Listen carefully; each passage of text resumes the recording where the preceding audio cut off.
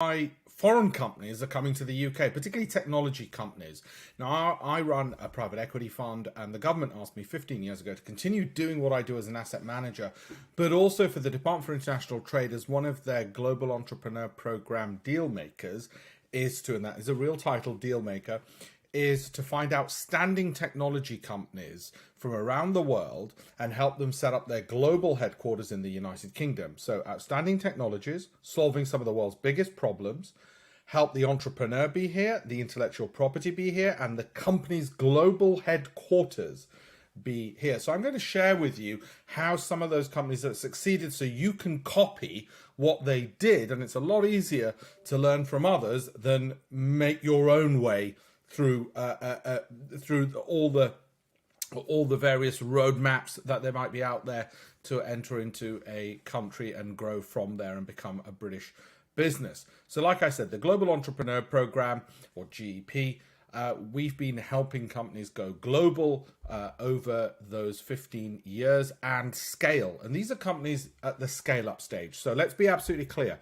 They're usually not pre-revenue. They're usually not startups. They're scale up. In other words, they're probably after seed funding before Series A. They're somewhere in between there. They might not be looking for venture capital funding, but they're somewhere in between there. And in this talk, I'm going to share with you the resources available to them for setting up here, and the resources available for them to go global as well from here. So why are they setting up over here? Well, the number one reason tends to be ease of doing business.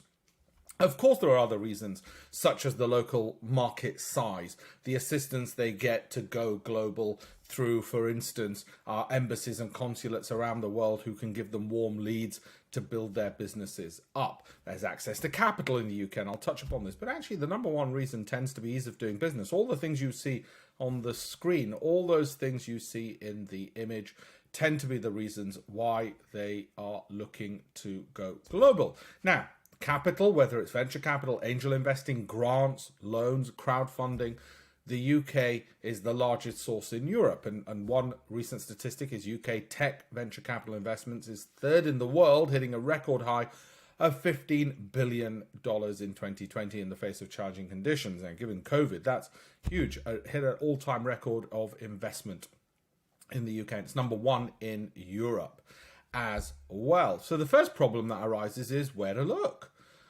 who to look for. And the question shouldn't be, Alpesh, do you know anybody who might want to invest in my company? What should the question be if we're looking at investment? And of course, you can be sort of panicked looking around thinking, well, where am I going to find investors? Where do I find customers? So let me answer some of those questions, particularly for those of you looking to establish in the United Kingdom. The second problem, and I'll share some of the resources that are available in a second. The second problem is what to ask. Often people don't know what to ask. And there's an old saying, if you want money, ask for advice. And if you want advice, ask for money. So how should that initial advice or request be phrased? And the answer is it should certainly not be phrased as, Alpesh, do you know anybody at fill in the gap? We need to be more specific, and I'll show you the solution to that as well, which has worked for the kind of companies I've dealt with. So let's go to financing. There is a valley of death, as we know, in financing. Thankfully, in the United Kingdom, we know there is more seed capital available than virtually any economy in the world, more angel investing, friends, family, and fools than virtually anywhere else in the world in terms of the access to capital. Accelerators, incubators, and I'll share these with you. So for your own business, you'll be able to go through those. There's crowdfunding available, crowd lending, and I'll share all of these companies, how to find them, if they're in your sector, for your size of business, to save you a lot of time and energy when you're looking to set up and establish in the United Kingdom. Now, I have a very privileged role in that I've dealt with companies from India, which is that picture up there, Turkey. I've dealt with companies in Singapore, Hong Kong, Malaysia, all of which have set up over here, Eastern Europe and the Middle East, America, and mainland Europe as well. So what are the lessons? Well, one of the key things, again, which comes up is these companies are scale-up companies. They have ambitions. They want to become billion-dollar businesses. These are not lifestyle businesses that we're dealing with. These are companies which want to solve the world's biggest problems and become unicorns.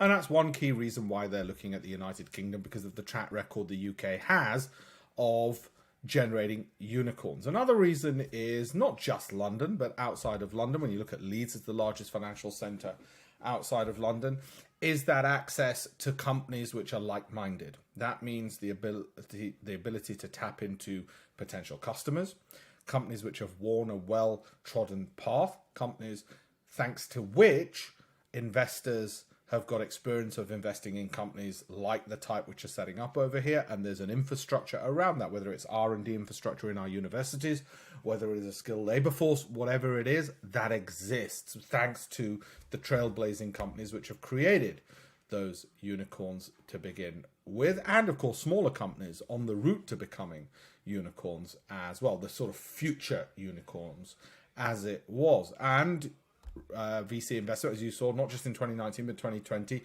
has continued on that trend. So where do you begin? Where should you start if you're looking to come to the United Kingdom? Okay, well, here's a list on this website that I've created of all the UK accelerators and incubators. Start investigating those. Have a look at those. See which ones are maybe possibly suited to you by way of funding, location, sector. You might not want to be in a UK, accelerator or incubator. You might be looking at other things. You might just want to set up a headquarters here and then grow organically. Well, you need to get the introduction. So I've done a piece there about how to find those investors and get those warm email intros. Because again, the mistake that a lot of overseas investors or companies before they come here make is they'll just randomly ask people, do you know anybody who might want to buy my product? Do you know somebody at Microsoft or whatever else? Well, no, we've got to get a bit more diligent than that. There's got to be a hit list of names and emails of those people and who might know them and can give a warm intro. And that teaches you how to do some of that so that even before you come here, you can see, yeah, actually, I want to be here. I'm getting a lot of traction, a lot of interest from the United Kingdom. I've also put down every single UK angel and VC group, what they do and their contact details, where they are, what kind of size and scale of companies they're looking for, geographies, sectors. So again, you can make sure you have left no stone unturned in your route or your path to global domination. That is incredibly, incredibly important. Similarly with crowdfunding. Now, the reason crowdfunding is important is you can then look to see other companies in your sector who are further down the road and download their business plans and just see how they've done it. What have they done? How does it look? And that gives you a lot of information, know-how, and so on. Of course, equity investing is not the only route to finance. There's grants. So you want to have a look at these. The answer is not, hey, Albert, do you know somebody there I should speak to about something? No. Do your research first. Look into there. See what's available. Narrow it down. Approach the relevant people only once you've done everything at your end that you can possibly do. So you're not wasting their time or just as bad your own. Try and think about incubators and accelerators. Why? Because the old saying, your networks determine your net worth. And these kind of networks, such as Google for startups in the United Kingdom, they will leverage your resources. So you get access to others who might be able to assist you. Now, we're great at that in the United Kingdom. We're better than anybody in Europe at that in the United Kingdom. And as I said, the access to talent that you have is one of the key reasons we're getting overseas companies wanting to set up here. These are the future unicorns. That means the rate of growth at which they're at, they are likely, if they continue on that trend, to hit unicorn status in 2 to 3 years, if not sooner. These are the unrealized unicorns. We think these will, well, this is now dated because Deliveroo's right there. Realized unicorns. These ones have actually raised at that. These are valued and raise capital at those levels, but not exited as such. 153 business incubators for the UK for startups and entrepreneurs. Why are these useful? Why is this whole ecosystem useful? Well, they'll give you access to things like Alibaba Entrepreneurs Fund, for instance, things that you might yourself not be able to access. That's important. You need an ecosystem and a country which has that. Being a small island, it's easy to get around wherever you're based. If you're based in Leeds, my home city, or you're based in Northern Ireland, Wales, Scotland, wherever it might be, easy to get around to access these kinds of resources. There's also government resources. Now, these are often, again, overlooked, and I've put them all on one website, tech2great.com. So I've taken some from Tech Nation, some from different sources of finance, British Business Bank, public sector financial support, factoring, might be something you're looking at, might not be. Might be crowdfunding, might be loans, might be angel investing. Every single one of those, and the favorable tax treatment, every single one of those resources have put there. And also you might just have questions generally about moving from overseas. Well, the government has resources available to you on that issue as well. Let us not forget procurement. It's often overlooked. The government is a major buyer. Now, one reason why companies from overseas set up in the UK is because it shows commitment. If you've got clients in the UK and you don't have any kind of footprint in Britain, and it's the 5th largest economy in the world, you don't have any footprint in the UK, well, somebody's probably going to sooner or later think, oh, do we really want to give a large contract to somebody who doesn't even have a footprint here? You know, there's this psychological aspect of feeling that level of comfort. But also there's the convenience of winning those contracts and retaining those when you have somebody local or your global headquarters in the UK being able to be on the same time zone, pop down to their offices. Hey, I can meet you tomorrow. I can meet you next week. As opposed to trying to do it all remotely from an overseas location alone. Given, again, the size of the economy, it usually makes sense to be here. And let's face it, if you're going to be a unicorn, you're going to be here sooner or later. All the big global unicorns are, so it might as well be sooner rather than later. These are just some of the companies in the Global Entrepreneur Program from around the world we've brought to the UK. That's a small fraction of companies. For instance, CCS extracts carbon from the air, so it's in clean tech. Finboot uses blockchain to ensure that oil is sourced from where it's meant to be sourced. Worldwide Generation, this one, helps fulfill the United Nations Social Development Goals, again using blockchain technology to ensure money gets to where it's supposed to go to, and there's many others. Carbon Clean Solutions, they, as I mentioned, one of our very successful ones. Thanks to our support, they've raised not just 3 million, actually since then it's been much more. We're looking for companies which help solve some of the world's biggest problems, because we want high impact companies. We want companies, whether it's cyber, clean tech, whatever else, which solve some of these very difficult problems, because they're going to have the biggest impact on the world and making the world a better place. I guess in one sense I could put it this way: come start something, as Google themselves put it. So if that's the case, what do some of these success stories that we've brought to the United Kingdom, what do they look like? And I'm going to share with you now what some of our success stories look like, who have come from abroad and have made the UK their home, and how they've managed to overcome obstacles in order to do rather well. So again, if I go to the website, I've set it up here. Take Air for Life. They took technology from NASA, which was used in the space shuttle to purify the air within those shuttles. They then repurposed it, became a British company, and they've put that technology in everything from air purifiers in hotels and warehouses and tube trains to inside cars. COVID happened, their sales went through the roof. Not just because people wanted purer air due to pollution, but also to get rid of viruses from the air as we became more aware of the importance of clean air. So that was Air for Life. Okay, they used our support within the Global Entrepreneur Program to access British embassies around the world to help sell their products by having warm leads established for them. They wanted to access casinos, for instance, before COVID, casinos in China, Hong Kong, Macau.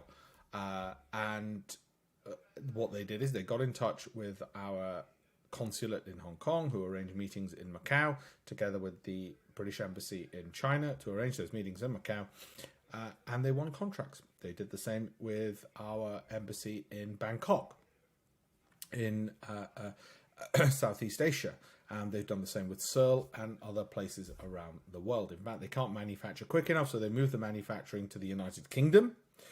And now they've got a mainland Europe manufacturing base as well for easier logistics, road-based logistics as well.